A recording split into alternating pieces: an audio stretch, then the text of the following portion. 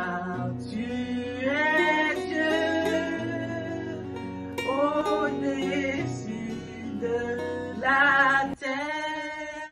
Mesdames et messieurs, bon matin, bon matin. Nous sommes le vendredi 4 février. Déjà 4 février, ça passe tellement vite, mon Dieu, mon Dieu, mon Dieu. Donc, nous lirons le chapitre 4, 4 février, chapitre 4. Comme je vous ai dit dès le début, nous allons lire tous les chapitres jusqu'au chapitre 42.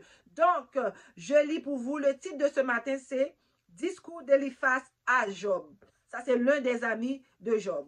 Vous vous souvenez, le 2, il y avait 3 amis qui étaient venus le voir et ils étaient silencieux. Ils n'ont rien dit. Ils sont restés 7 jours et 7 nuits à côté de lui à l'aider dans sa souffrance. Maintenant, il y en a un qui a pris la parole.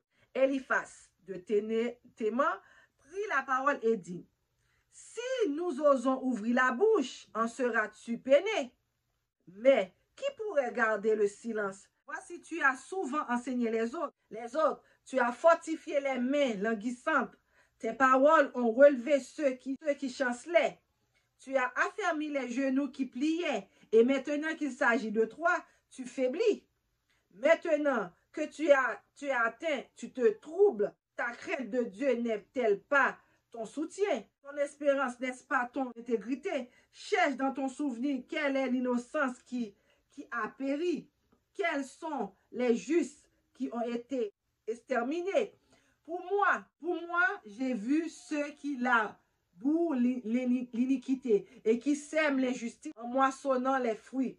Ils périssent par le souffle de Dieu. Ils sont consumés par le vent de sa colère. Le rugissement des lions prend la fin. Les dents des lions sont brisées. Le lion périt faute de poids. Les petits de la lionne se dispersent. Une parole est arrivée futilement jusqu'à moi.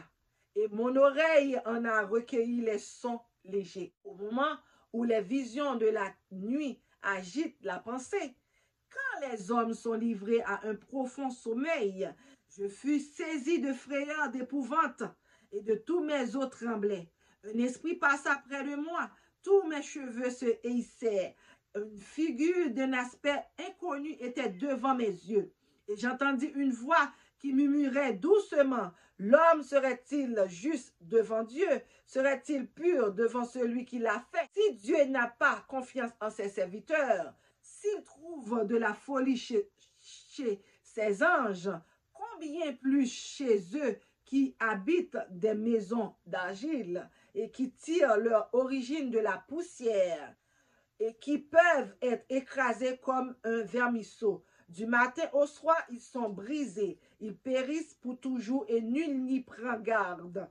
Le fil de leur vie est passé, le fil de leur vie est coupé. Ils meurent et ils n'ont point acquis la sagesse. Amen, amen, amen, amen, amen.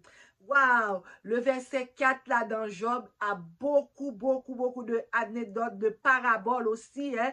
C'est des paroles de sages. Il a dit qu'il a fait, il y a un passage, il a dit qu'il a fait une vision, qu'il a vu des choses, qu'il a fait une vision, c'est comme si le bon Dieu lui parlait, il montrait que telle chose, si tu vois telle façon, c'est parce que telle personne n'est pas juste. Si tu vois telle façon, entre autres, c'est comment le déroulement de quelqu'un qui est humble de cœur, quelqu'un que Dieu sert avec lui. Alors, cet ami-là lui parlait comment toi qui tout le temps, qui affermit les cœurs des gens, toi qui tout le temps qui prie avec les gens, toi qui tout le temps qui fortifie les gens, pourquoi même aujourd'hui, vous n'êtes pas capable de prier pour toi-même, pour te sortir de ce passage? C'est comme s'il essaie de le faire douter.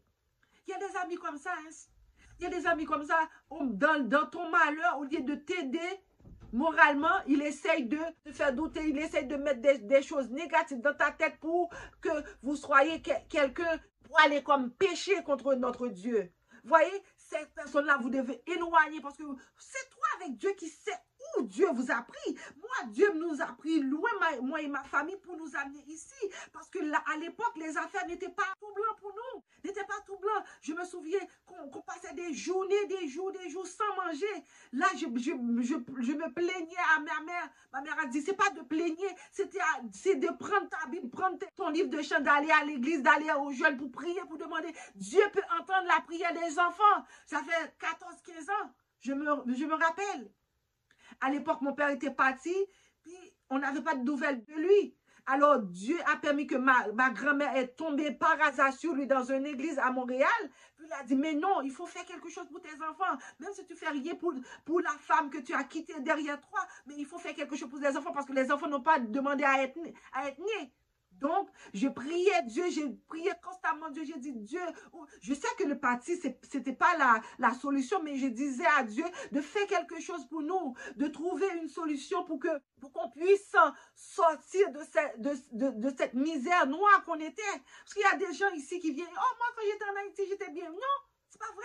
Moi, j'étais pas bien parce que j'étais dans la misère. Si les gens aux États-Unis n'envoient pas des sous à ma mère, nous n'avons rien à mettre dans nos assiettes. Donc, moi, Dieu a sorti loin avec moi pour m'amener ici. C'est pour ça que je connais la grandeur de Dieu pour ma vie. Parce que j'étais pas née comme ça. J'étais pas née tout avec un cuillère d'argent dans la bouche. J'étais née dans la misère et Dieu a fait des routes et des routes et des routes avec moi pour nous amener ici. Aujourd'hui, on peut contempler sa gloire. Aujourd'hui, on peut témoigner pour sa gloire. On peut témoigner comment il nous a formés dans sa main.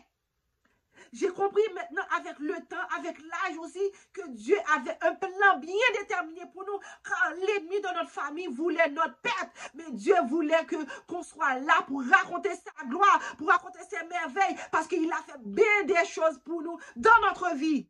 C'est pour ça que je vous dis, il y a quelques fois que vous passez des difficultés, c'est pas se plaindre que Dieu vous a abandonné. Non, c'est de dire que ça, Dieu a permis que ça arrive, c'est pour son témoignage, c'est pour sa gloire. Et oui, c'est vrai qu'il a permis que ça arrive, mais c'est pour avoir un témoignage vivant pour ceux qui ne connaissent pas Dieu, puissent rentrer dans le royaume, plus vivre dans le royaume, plus connaître la joie que vous êtes en train de jouir. Donc, crois en le Seigneur Jésus et vous verrez toute votre situation va changer. Moi, c'est ça. Étant tout petit, je croyais que Dieu peut me délivrer, que Dieu peut changer les circonstances pour moi. Et c'est ce qu'il a fait. Il a changé les souffrances en joie. Il a changé la lamentation en délivrance pour nous. Moi et ma mère et frères et sœurs, croire en notre Seigneur. Il peut tout. Il peut tout si vous croyez. Il peut tout changer pour vous. Il peut changer votre vie 365 degrés. Lorsque les méchants disent, il n'y aura pas de Dieu, il n'y aura pas de délivrance, votre vie va être détruite, votre vie va être un enfer, votre vie va être ci, votre vie va être ça. Oui, c'est ce que notre famille nous avait dit, que nous n'aurons jamais la paix. Mais Dieu a ri. Dieu a dit, est-ce que c'est vous Dieu?